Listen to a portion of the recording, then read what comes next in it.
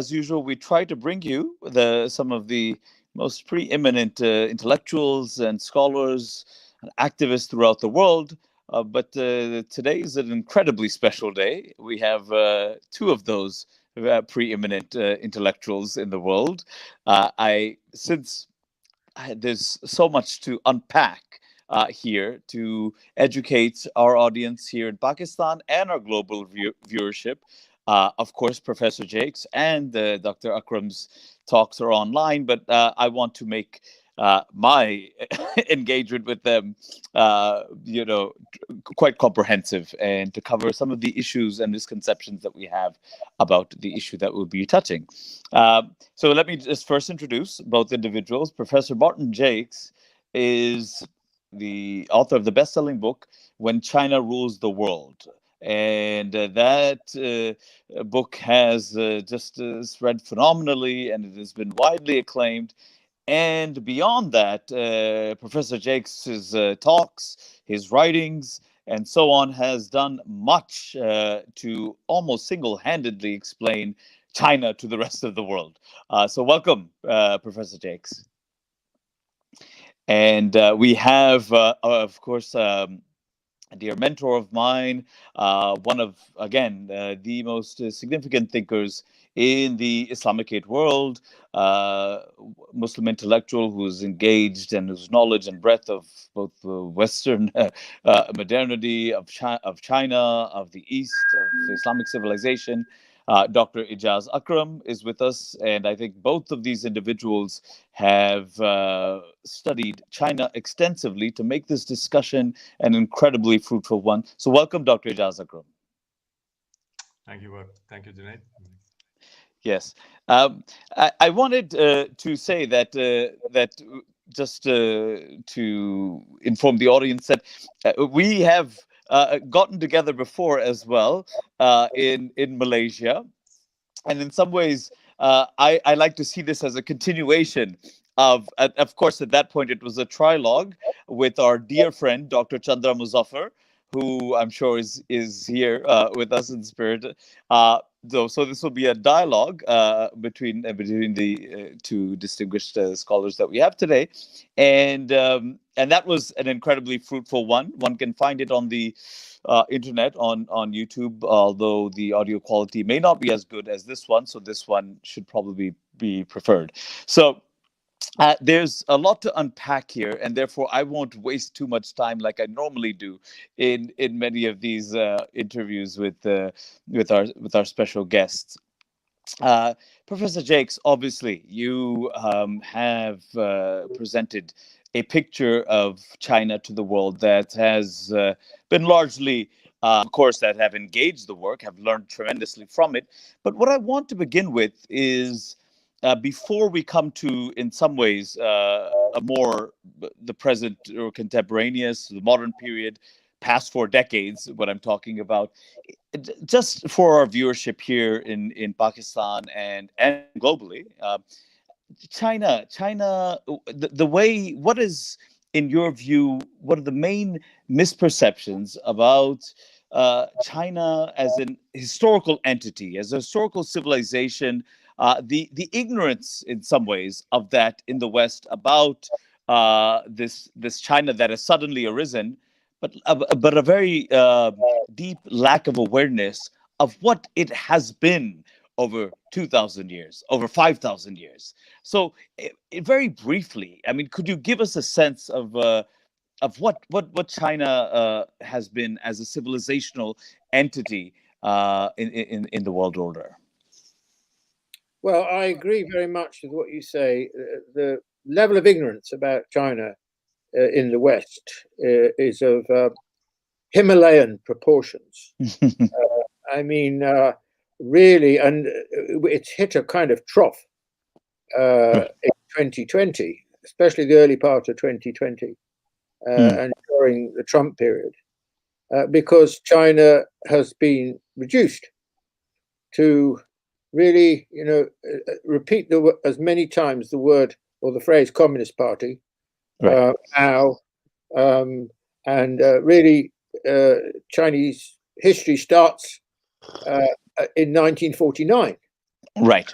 And so you get this absurd and completely ignorant picture presented of China. And it ignores the extraordinary continuities that define China. I mean, Francis Fukuyama, in his, I think it's the Political Order book, makes a good point, I think, which is that China displays greater continuity in its governance since over 2,000 years period than any other country.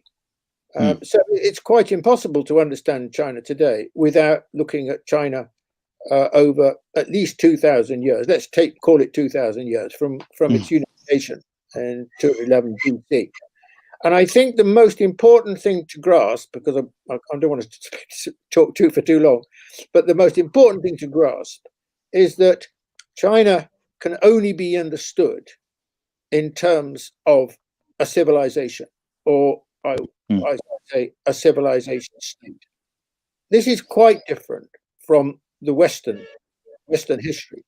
And the reason for this is because China has existed as a polity for an extremely long period of time, 2,000 years, and only became or began to acquire some of the characteristics of a nation state from the late 19th century, when out of weakness, it was forced in effect, to adapt to the Western norms which are then essentially European norms of the international system. But anyone who knows China knows that I think the fundamental characteristics of China do not derive from that period. They derive from that 2,000-year period. Absolutely. The relationship between the state and society, very unusual concept of the family, Confucian values, the role of morality, the nature of the relationship between the people and the state. This is very, very different from the Western tradition. And yet today, although it's got different, certain different forms, really you can only understand China in this historical context. And of course, the West makes absolutely zero attempt to try and understand it, because in the Western view, everyone, as they modernize, is destined to Westernize. So ultimately, everyone is going to be, as they think, like us. So they need to understand China, because China is going to be like them when it gets its act together, is the way they look. This is profoundly misconceived. It's very ignorant, and it's also very arrogant. But related to that, Professor Jacques, is one thing you highlight in your book, that the Chinese, the Middle Kingdom, and the Han, they had a sense of universalism within their own ethos, and a sense of kind of their own kind of superiority, just like the Europeans did, European civilization. However, you also make a distinction that they were very different in terms of their political behavior that emerged from the logic of that psychology. Could you speak about that a little bit? You're quite right. In a sense, both Europe and China shared an important characteristic, which was that they both regarded themselves as universal. But the way they interpreted that universalism was profoundly different. The European interpretation of it was that they had some God-given right to civilize the world, that they would take civilization to the world, and that was part of the justification for the great European colonial empires. They were civilizing the uncivilized. So there was a hugely expansive notion of in Europe's notion of universalism, which by and large, of course, the Europeans like to forget these days, but it's fundamentally true.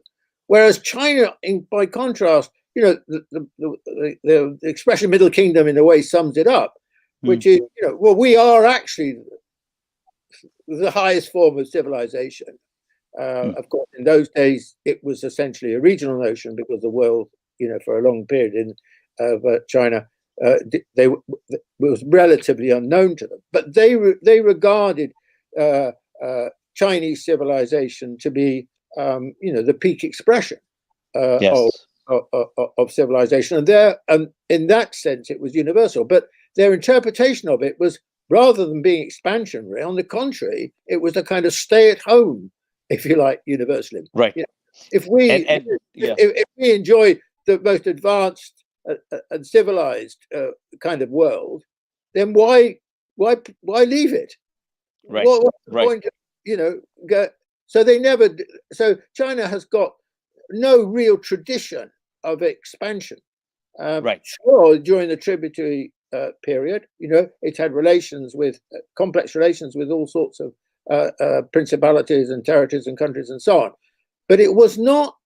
It wasn't one of military expansion and political expansion. I mean, in fact, the two characteristics actually of China's behavior was, one, it never had basically any interest in making other political systems like its own during the tributary period or today. It has no interest. It's completely different from the United States, completely different from Europe, and completely different from the Soviet Union.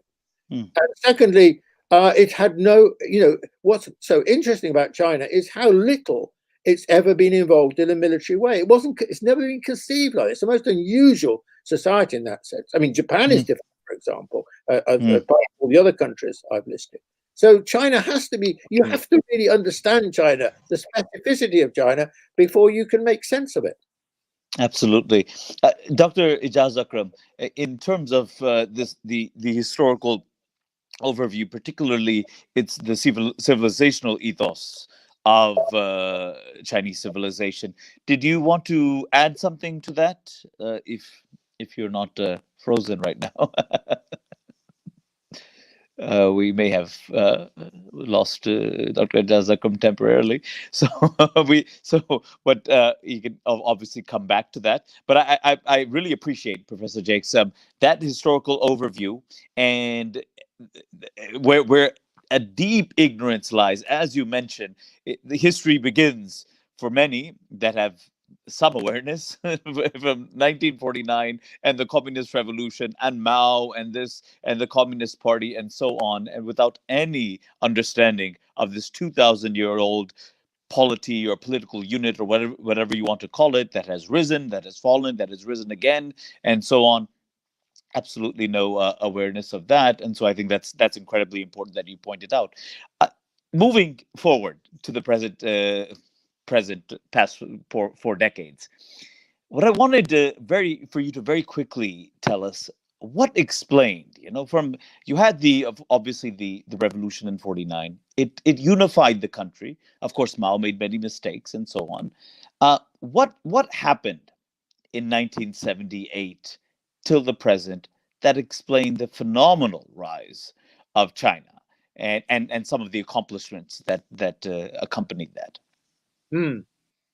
I just say, before answering the specific question you posed, and say that Mao and 1949 are incredibly important historical events.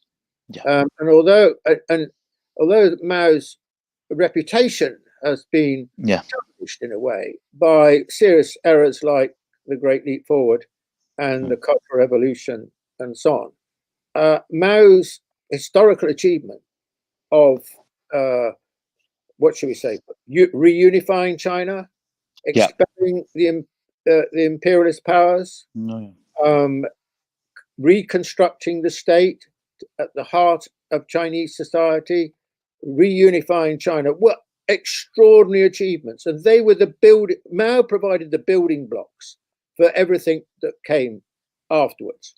But it took really Deng Xiaoping in 1978, who his achievement, I think, was to find the way to release the possibilities, as it were, the pent-up possibilities of China's economic transformation. And it at the time, it was the nature of it was greatly underplayed, the achievement of it, because the Western interpretation was, well, basically now they've discovered that planning doesn't work, so they're now basically Westernizing, and this is not true. This is utterly simplistic, and has only a grain of truth. I mean, what essentially, of course, what is true is that Deng learned from the rest of the world. He did learn from the West. He learned from Japan. He learned from the Asian tigers at the time, and he understood China. And so the question was to provide a new kind of hybrid formula, if you like, hybrid proposition for China's development. And he was, he was a very bold thinker. I mean, in two senses, he fundamentally changed the way in which the philosophy of the Chinese Communist Party. One way was by until then, really, socialism had been seen in terms of planning and the state, and he introduced the notion of the market. So it was the state, planning, and the market. And this is very important, as we know, as we can see. And secondly, he redefined the way in which a socialist society like China should see itself in the world. I mean, until then, essentially, after 1917 and the tradition of the Communist Party, they exist in a kind of autarky, if you like, separate from the capitalist world. And Deng introduced the idea that no, China was part of the world. It should be part, it should have relations with the capitalist world, not just relations with the communist world. And this was very interesting because this was very self-confident, because at that time, of course, China was hugely underdeveloped compared with, say, the United States. But basically, Deng's view was, well, we're going to compete. We've got to measure ourselves against those who are most developed in the world, like the United States. So it was actually an extremely ambitious approach. But of course, at the time, in 1978, China was a very poor society. 80% of the population nearly was living in the countryside. They didn't have any money to invest in anything very much.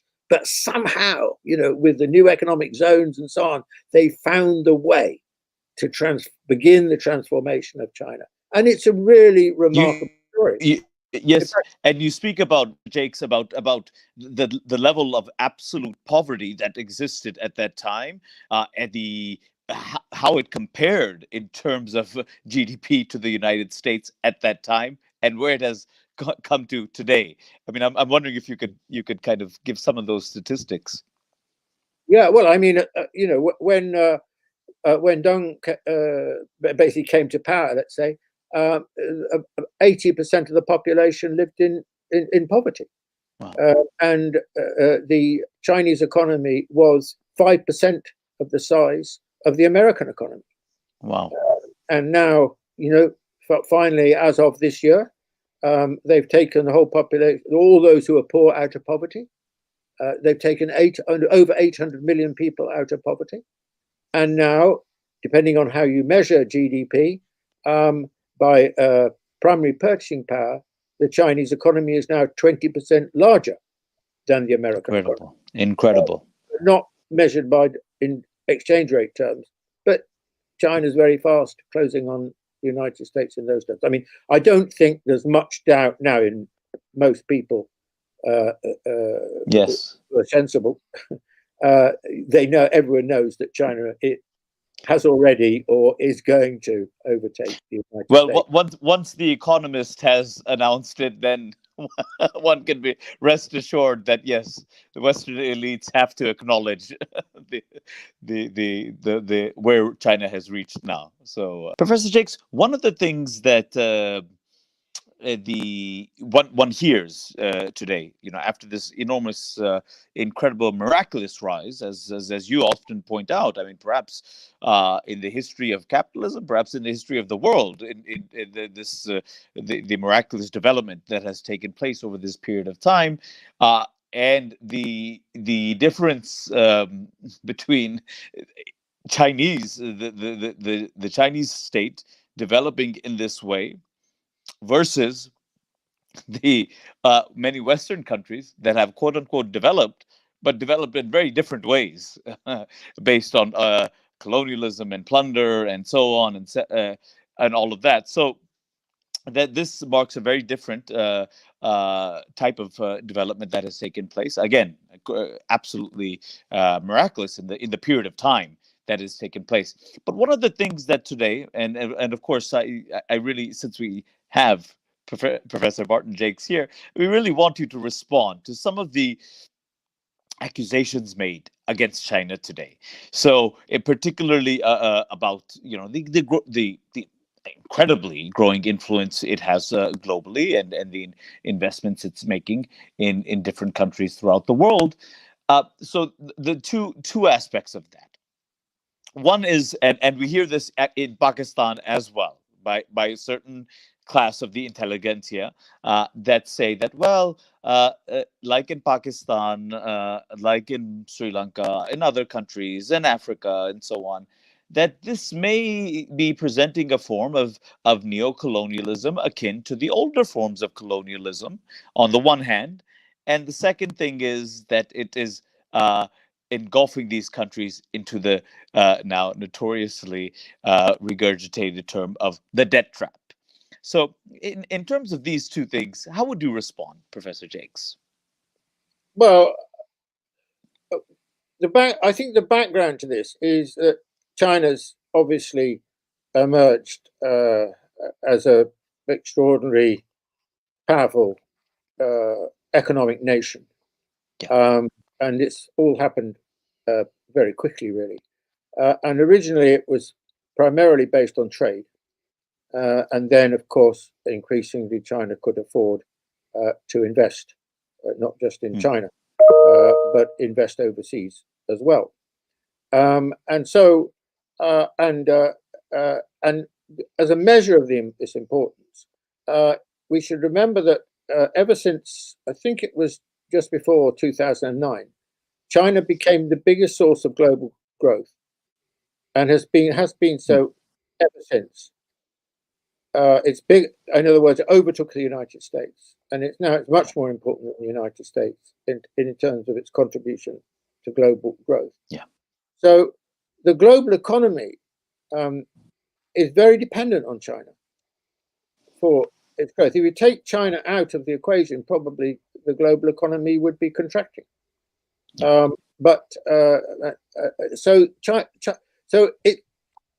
The rise of China should be seen as a positive, not a negative, because it helps to raise the level of the global economy. It gives the opportunity with a growing market for other countries to grow as well. I think it's got to be seen in that kind of context, not as a problem, but as a benefit, as a public good, if you like, for the world. And the second but these comparisons with older forms of colonialism, the British East India Company, the Dutch East India Company, etc. Do you think there's any merit to this logic? Well, no, I don't really. I mean, put simply, no. I mean, the second general point I want to make is that China's completely different from the old imperial capitalist countries, Europe on the one side, Britain, so on, France, and the United States. In that I think that China's strategic conception of its relationship with the world, above all, rests on an axis between it and the developing world. That is completely different from the American view and from the British view. I mean, the British were very happy to plunder these countries, but they didn't see them as anything other than subjugated territories, adjuncts of parts of the empire. Now, China's position is that it sees this axis as not only in its own interests, it sees it as in the interests of these countries. And we can see from looking at the figures for African growth over the last 10 to 15 years that actually it coincides in important measure with the role that China has been playing in African countries, buying commodities, beginning to invest in them, now also in lower level manufacturing and so on. And so Africa's been a major beneficiary. Now this is a huge continent, and it's the most backward continent in the world. And China has played an extremely important role in its development. And most African leaders will say this and embrace it. That's one area. I mean, the other is, if you look around China's immediate neighborhood, Southeast Asia and so on, and increasingly Central Asia, then China's made the development of the Chinese economy has been, and the partnerships that have been involved, has been extremely important, for example, to the ASEAN 10 countries in their economic development. I mean, without China, they would not be in such a good place as they are now. So I think that this argument about debt diplomacy, well, it's what you'd expect the West to say, or Americans to say. I don't give it any credence whatsoever. I mean, where the only example is that there's a port in Sri Lanka which the Chinese have a 90-year lease on. Otherwise, China doesn't own any of these places. I mean, this is completely different from colonialism. I mean, we should remember what colonialism was. I mean, colonialism was the seizure of territories on a totally illegal basis, and then require them to be, under the British Crown. And America didn't, of course, pursue that kind of strategy. But we know that America's had an exploitative relationship with, take Latin America as an example. So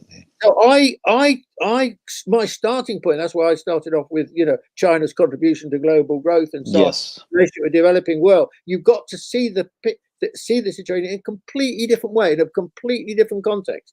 China is hugely important to the future of the developing world.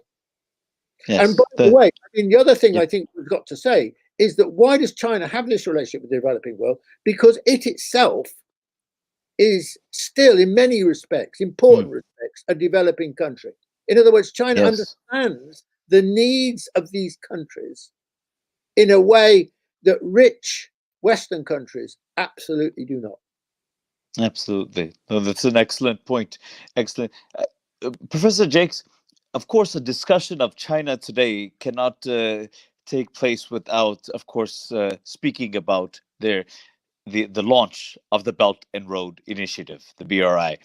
And it would be useful, I think, for our viewership to give some background on that, as well as to kind of give your own assessment of what impediments that you see potentially emerging to that very ambitious project, and what possibilities you see of, say, countries that normally, particularly within the West, have been pressurized, have aligned themselves with Washington, which is, I mean, it's pretty obvious that it's not in favor of the BRI or this type of any type of the growing Chinese influence in the world. So, your assessment of where BRI will be heading, and the enthusiasm of various nations to get on board this project. So I think that would be quite useful for our audience too. Well, yes, okay. Well, of course, it's a hugely ambitious project, which, if I remember correctly, was originally mooted towards the end of 2012, early 2013, in two major speeches by Xi Jinping. And the idea was the concept, very Chinese concept, which was on a grand scale. How could Eurasia, the Eurasian continent, which up until that time was a term that had more or less fallen out of use, actually. How could this continent be transformed? And I think that the Chinese thinking was informed by its own transformation. If we can do it, Why can't this also be done across the landmass, starting in the Asian part in particular? Yes. And you know, how did we achieve it? By rapid economic growth, by investment in infrastructure, and well, I think those are the main points really. And so I think that it began to sort of snowball over a period. I think that, you know, it's not a strategy for 5 years, 10 years. I mean, I think at a minimum, it only makes sense to think of it over a half century, 50-year period or longer, because the problems are immense. And so finding a way to do it and to make it successful will be very difficult. And I mean, it's easiest in those countries which are closer to China and which have already a relationship with China. So, for example, the ASEAN countries have been strong beneficiaries from this kind of policy. Now, I mean, we should just remind ourselves that Eurasian landmass contains about over 60% of the world's population, of whom, at least in the Asian part and the Middle East, many are very poor. So it is a formidable task. But the rewards are immense, of course, because transform the Eurasian landmass is in effect to transform the world in the first instance. Yes. And anyway, typically Chinese, you know, it's only metaphorically the Eurasian landmass, because they always include Africa in this notion of Belt and Road, and even Latin America, which is the term geographically in a pretty impressive way. Right. So I think that the problems are that the difficulties, I think, for the Chinese are the dangers of what should we say, wasteful investment, of sinking money into things which don't happen, and far from the Chinese, I think, seeking to rip other countries off, which is the kind of American interpretation. I think the problem is by and large the opposite to that, which is the danger that China loses a lot of money in the process. Obviously, China is major, overwhelmingly the most important funder of all this, and you know, there's no question they've lost money. I'm sure in a lot of projects. They don't issue the figures, but I'm sure they have. And the criticism, well, you know, they've ripped this country off. I've ripped that. I mean, take Malaysia as a good example of this. I mean, you know, Mahathir complained, for example, when he came to power, that you know, I think he even used the word colonial. But you know, the difficulty was that the Chinese got the blame for essentially something which really was the corruption of the previous. Precisely. Yes. And so, and it was him who was pocketing, you know, the money. Yes. And I think this picture has existed in, you know, is true of a number of different countries. So the Chinese have got absolutely nothing to gain from a bad reputation. I mean, you know, if countries left, right, and centre were blaming China, then where is China's prestige? How is China regarded in that situation? So I think it's absolutely against the interests of China to be seen to be fleecing absolutely the world. Like, you know, that's not what Belt and Road is not an attempt to rip a load of countries off. It's an attempt to transform countries in a very positive way, in the interests of transforming the people's living standards in these countries. Absolutely. So I think it's extraordinarily important. I just add one point, which is I haven't mentioned Europe in this context. I mean, basically, the Western countries were. I mean, America, from the word go, ignored it. Then it realized it was actually taking off and was going to be very important, so it started deriding it. The key West European countries, until very recently, had declined to sign up to Belt and Road. They went to the two main conferences that have taken place. Germany, France, and so on were there. Britain was represented, and so on, but they didn't sign up to it. But a year last May, the Italians signed up. The first G7 country to sign up to it. But of course, also already before this, a belt of countries across southern Europe, and Central and Eastern Europe signed up to it. So now it's 17 plus 1, Central and Eastern Europe. So virtually all the countries, if I remember correctly, all the countries in Central and Eastern Europe have signed up to it, plus Greece and Portugal. So even in Europe, they're looking to Belt and Road. And if I could just extend this point a little bit further and say that I think in the long run, Europe will slowly gravitate towards Belt and Road. Why not? For several centuries, they've looked westwards, always across the Atlantic, towards the United States. But the United States is declining, and it's increasingly less attractive as a market compared with what it used to be. And on the other hand, to their east is this enormous, population across the Eurasian landmass, the Eurasian part of it, and the Chinese market and all these other markets and so on. So I think that the gravitational pull in the long run for Europe will be extremely important. Final point is, of course, there are some missing countries in Belt and Road, and the two most important are India and Japan. Yes, absolutely. And we often speak about India, over these past few years, and continuing to be kind of this outlier nation within generally Eurasian integration, the Shanghai Cooperation Organization, all of these form type of organizational formations taking place within Eurasia to counterbalance that Western hegemony and to deepen multipolarity.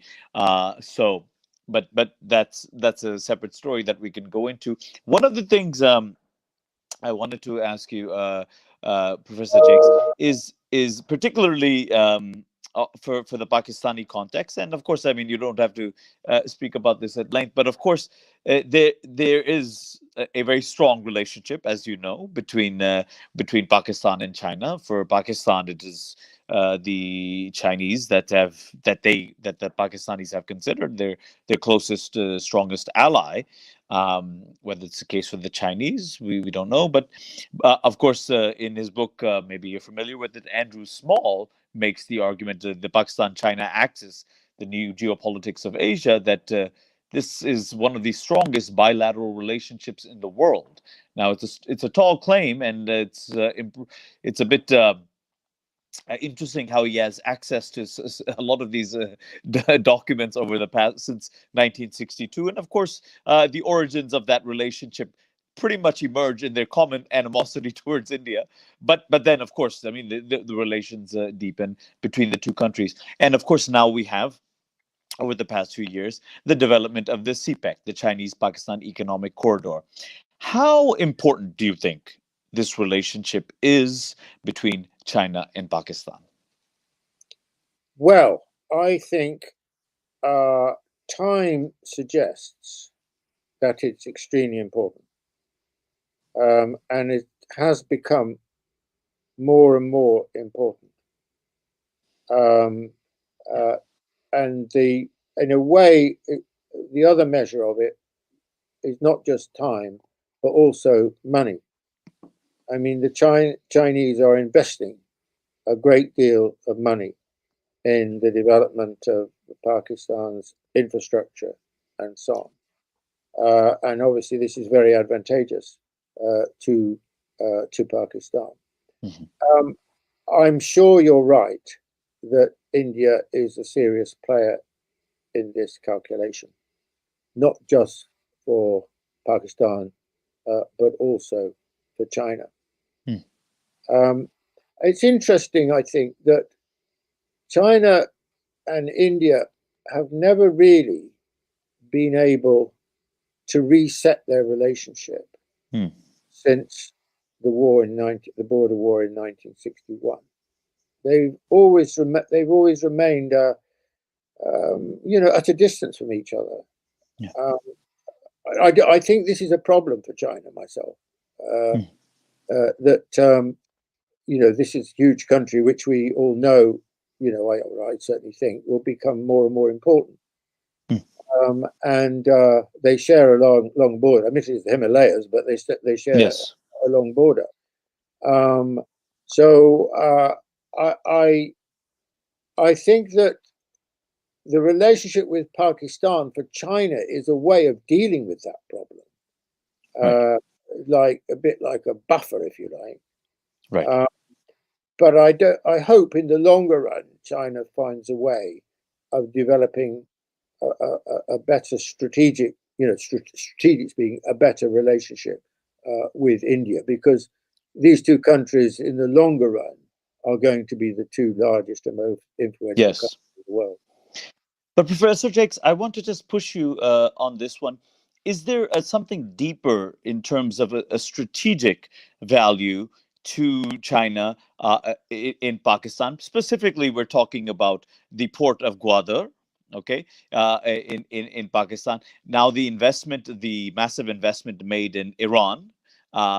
Is there a sense within the Chinese state that in preparation almost for perhaps a hot war with Washington, in which the U.S. could cripple the area around the South China Sea and the Strait of Malaccas, etc., that these are pretty essential, necessary places for a energy hungry. I'm saying that. Do you see that this is also a major factor in the a major factor in the relationship? Why the Chinese have this a deep relationship with Pakistan, and of course now the massive investment in Iran, precisely to have access to the Indian Ocean, to the Arabian Sea, to have that access, particularly in preparation of a potential American blockade in the Strait of Malacca, the South China Sea, etc., in which China is kind of choked there. Well, I think that never underestimate China's capacity for long-term thinking, and it will have discussed and thought very hard about these kind of questions over a period of 50 or even 100 years' time. I mean, you can never know, but you can have scenarios. And I think the Chinese are very deep thinkers when it comes to the longer term. That doesn't mean they always get it right. They didn't see Trump coming. Right. And so they were on the defensive, or have been on the defensive, in my view, for most of the Trump presidency. But I think we're in new waters now. So yes, I think there is the Chinese. I mean, if you've got an economy the size of China's, if you're so dependent on energy from outside, which the Chinese are, because there once upon a time, until the early 90s, China was self-sufficient in oil, but now it's, I can't remember what the figures are, but probably about 80% of its oil supplies come from outside China. So like other East Asian countries, Japan and so on, they're pretty poor in in natural resources. So I think that they've had to think about these questions hard for over a very long historical period. I mean, I'm sure one of the reasons where they developed the relationship with Africa was, they were very short of natural resources. Where they're going to get them from, and on what basis are they going to get them, and so on. So the Chinese, I think, have thought very strongly about this. I think that the most important, when it comes to ports, I think that the Chinese are very, very interested in ports. Right. But the reason why they're interested in ports is not because they can be quickly transformed into naval bases. That if you are a trading nation like China is, the biggest trading nation in the world, on the verge of being the biggest importer in the world, already hugely the largest exporter in the world, then you need to safeguard your trading routes. And part of that is to secure ports in a large number of cases. If you look at a map, you can see how many ports have got a Chinese association. China either owns them or has a share in them or has a lease over them and so on. And I think this is absolutely strategic. You have to do this over a long time period to enable it to take place. And I think that contrary to Western arguments, I don't think China is planning for a hot war. I think it would. It's not ignoring the possibility that this might happen. But if you look at its military development, I mean, it's still, it is now growing at the same pace, expenditure, same pace as the Chinese economy. But it's way behind the United States, except in certain technological facets. And I think its concern is, I don't think China's ever going to be a military power in the way the United States has been, with bases all over the world and, superiority in so many different aspects and so on. I think the Chinese interest in this, this period, is to defend itself. That's what the military. That's what its submarine development and so on has been about. China Sea. It's not to expand across the Pacific. I don't think the Chinese have an interest in that. Professor Jacques, let me come back to this as perhaps the final question. So the two final questions I have for you, and of course this is within the Muslim world. This is an issue that is constantly being spoken about. Is whether there is a rise. Certainly there is in the West, but within China itself as well, a rise of Islamophobia on the one hand, and of course the condition of the Uyghurs in Xinjiang. Now, of course, when we hear terms of the Uyghurs being in concentration camps, etc., we can then evaluate that as being wild exaggerations, perhaps.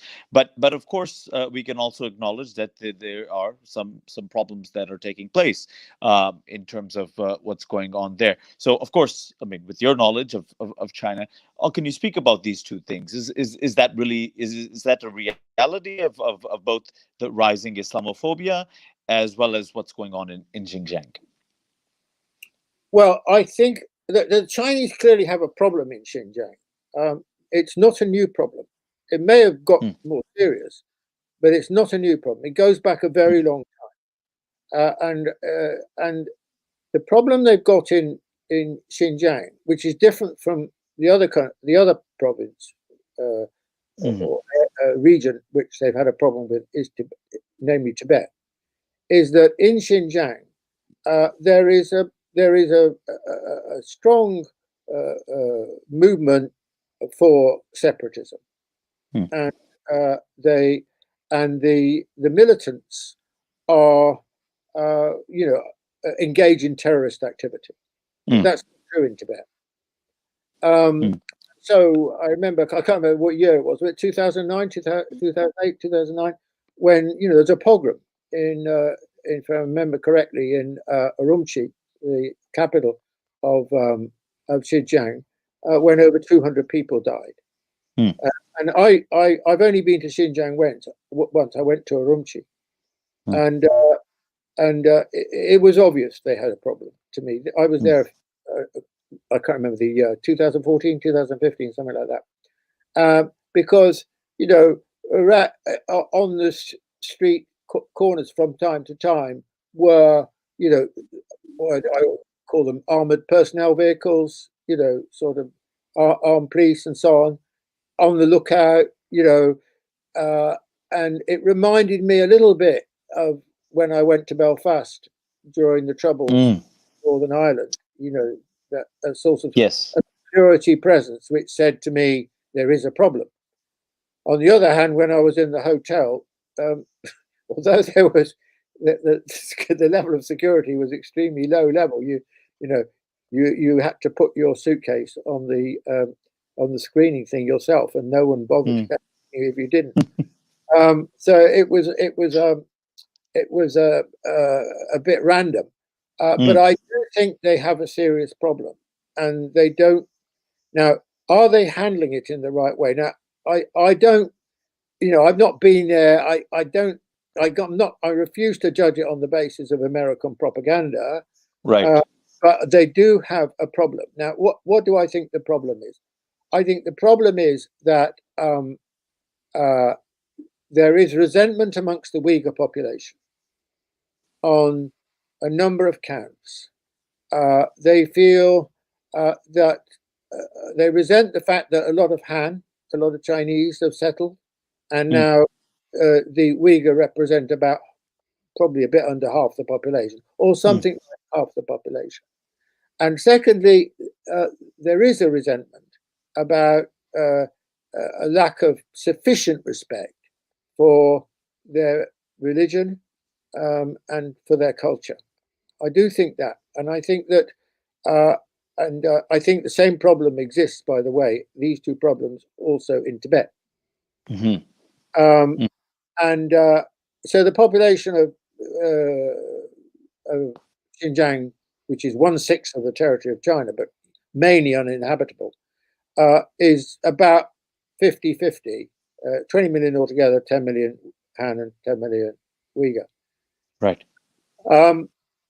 Do I think there's a problem in the Chinese mentality towards the Uyghur? Yeah, I do. I mean, I argued this in When China Rules the World, and also vis-a-vis Tibet, in that I think there's a lack of respect for difference. How severe is it? Well, I think it's quite. I can't make a judgment on it without really spending a serious time there. I don't believe all this stuff about concentration camps. By the way, we should always remember that the first concentration camps were set up by Britain in South Africa. That's where it comes from. With the Boers. Yes. I don't go along with that, but I do think that probably the Chinese have been heavy-handed in Xinjiang from time to time. Now, what is the nature of this? You see, I don't believe that, and I've changed my view somewhat on this over time. I think that race and racism, of course, exist in a certain form in China, but China has been rather different from the Western pattern of development. In the Western pattern of development with nation states and so on, race became the basis, essential basis on which nation states were formed. China was not like that. The Confucian tradition was not like that. Yes. China's notion of civilization was different to that. It was based on, above all, the Confucian tradition is not about race, it's about culture. Right. So the priority is culture, not race. And race is a secondary factor in China. Now, that doesn't mean when it comes to, you know, there's a huge... So basically, I think that if you're talking about the Muslims across China, because remember, only a minority of the Muslim population live in Xinjiang, then I don't think the Chinese do discriminate against the Muslims. To my knowledge, I don't think they do. And the people I met, they don't complain about this. And there are many different minorities in China. I mean, China's a very peculiar place. You know, 93% of the population regard themselves to be Han.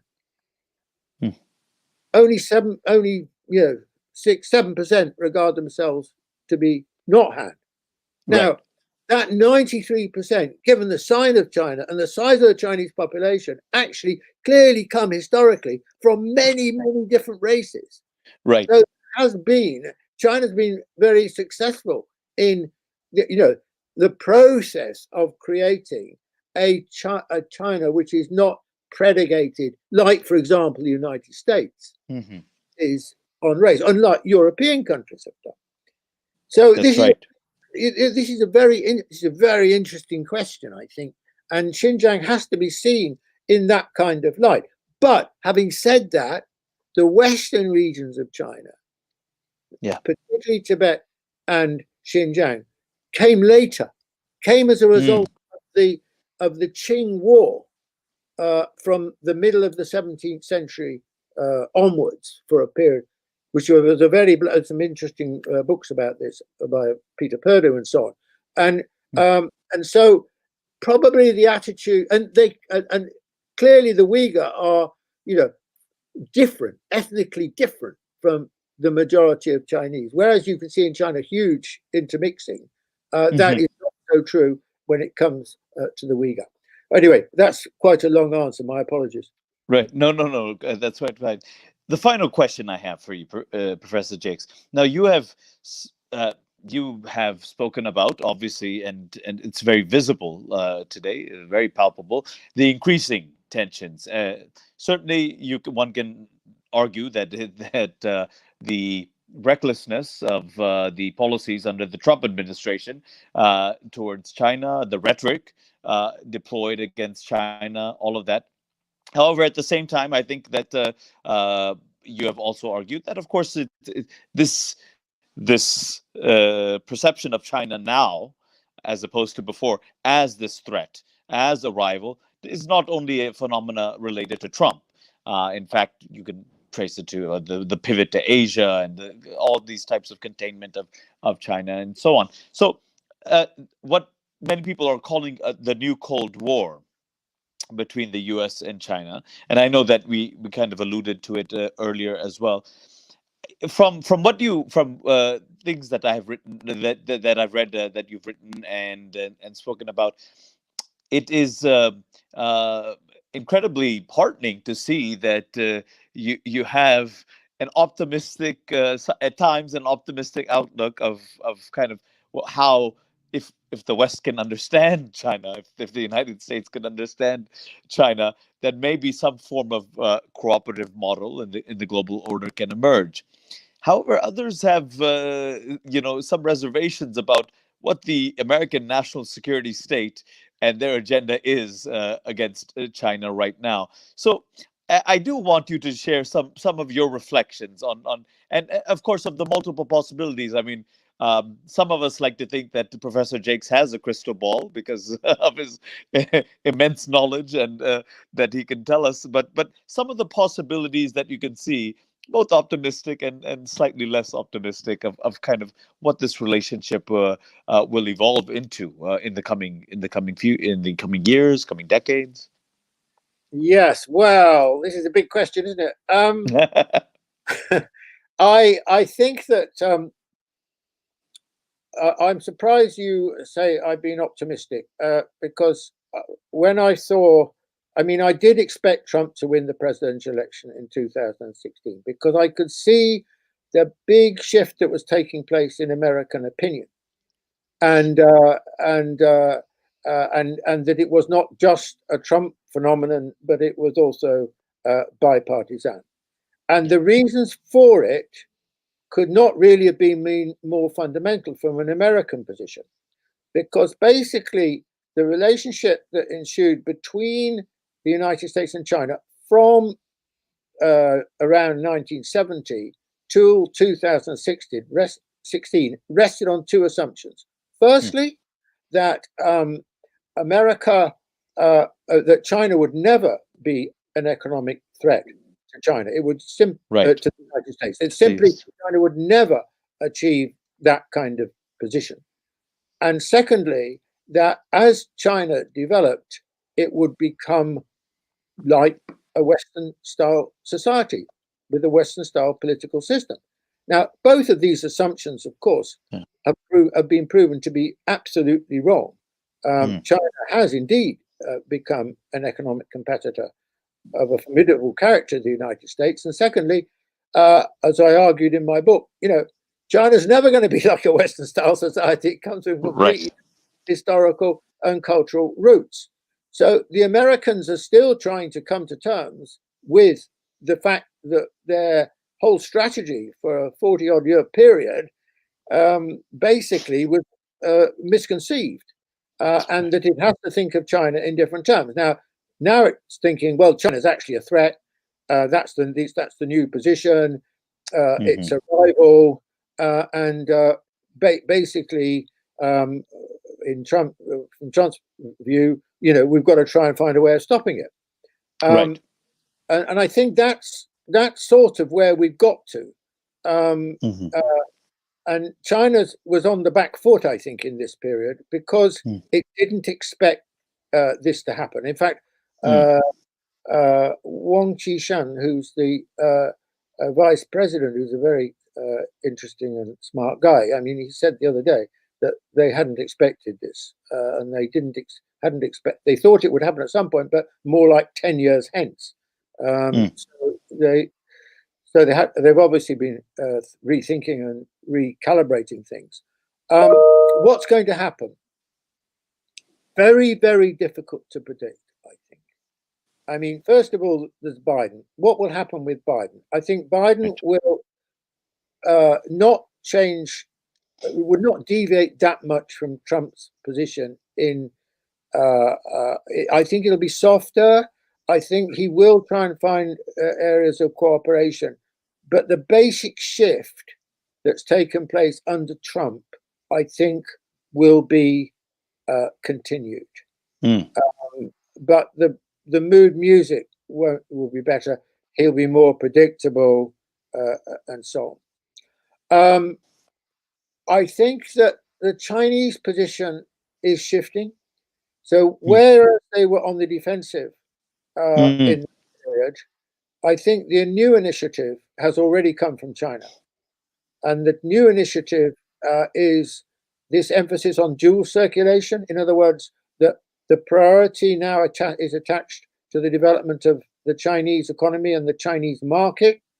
And the export markets, which have been so important to China, are still important, but are secondary is probably too strong a word, but are not dominant in the way they were previously. In other words, the emphasis is going to be much more on China's own development. And the Chinese market is, it will be soon the largest market in the world. And anyone who knows China knows it's extraordinarily dynamic, it's very competitive. It's technologically been extraordinarily rapid in its development, and so on. But that also links to something else, which is the RCEP agreement involving, if I remember correctly, 16 countries. The ASEAN 10, plus Japan, plus Korea, plus China, plus Australia, plus New Zealand. And this is based on countries which represent 1/3 of the global economy. In other words, I think we should see China increasingly laying the emphasis not only on its domestic self, but also on the region. And this is going to constitute a problem, potentially, for the West.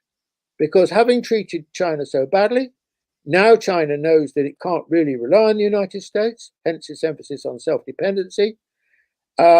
And yet China is the source of growth, is a fundamental source of growth in the world. So, which the West has needed, and the West still needs. And you've only got to look at the state of the American economy and the European economies in this year of 2020 to see what big trouble they are in. Now, of course, the pandemic won't last forever, but they're going to take one hell of a big hit from this pandemic. So I think that, in fact, I've argued that this is the year of the great transition, 2020. Why? Because this is the year where, because China's been so extraordinarily successful in handling the pandemic, and the West has been a miserable failure, and the situation is getting worse in the West. I mean, today, as we speak, Britain has closed down for the second time. Right. And so That's the right. result of this, I think, is that the world will increasingly, as of this year, look to China as the global leader. Now, part of the reason, of course, is Trump. Trump put off a lot of people around the world and so on. But the other reason I'd like to emphasize here particularly is that the handling of the pandemic has been above all a test of governance, a test of governance. Yes. And China has come through this test, despite the disparagement of the West and abuse, with flying colors. Right. And the Western governance has failed miserably. So therefore, China is being seen in a new light, not just its economic performance, but also its governance performance. That seems to me to be something of a turning point. Now, in the longer run, I can't predict what's going to happen, but I would just mention two apparently contradictory things. First of all, America does worry me a lot because, you know, you had Trump. The country is very seriously divided. It's very polarized. In many ways, it's very paralyzed. And Americans are very unhappy. And that unhappiness dates above all from the period since around about the turn of the century to the present. You know, the 2008 financial crisis essentially resulted in Trump. And now we've got the pandemic. Yes. 300,000 people and many more to come, I'm afraid, are dead. And 3,000 are dying every day. So America is not getting happier. Americans are getting more and more unhappy. They're losing their faith in the American dream. They don't really believe it anymore. So this is a very troubled country, and it's very difficult to know which way it's likely to move, which way it's likely to turn in the future. Now, my hope is that what we're going to see is that America comes to believe that it has to accept China as its equal, that it cannot any longer insist on its own primacy everywhere as well as globally, but has to come to terms with a cooperative relationship with China, that it's in its interest. Now, this would be a huge step for America to take. No, it's not just American leadership, it's individual Americans to come to terms with the idea that they're not any longer the top dogs in the world. And that would be a big shift. But that is my great hope, that these two great countries can come to terms and find a more cooperative relationship. I'd like to thank you very much for inviting me to participate in this. It's my first time doing this with Pakistan, and it's my great pleasure. In fact, I'm so sorry that Professor Ejaz could not join us. I'm really disappointed by that. But he knows I'm anxious to come to Pakistan. Thank you very much indeed. Thank you. I really enjoyed our discussion. Thank you for your very interesting questions. Thank you. Bye-bye.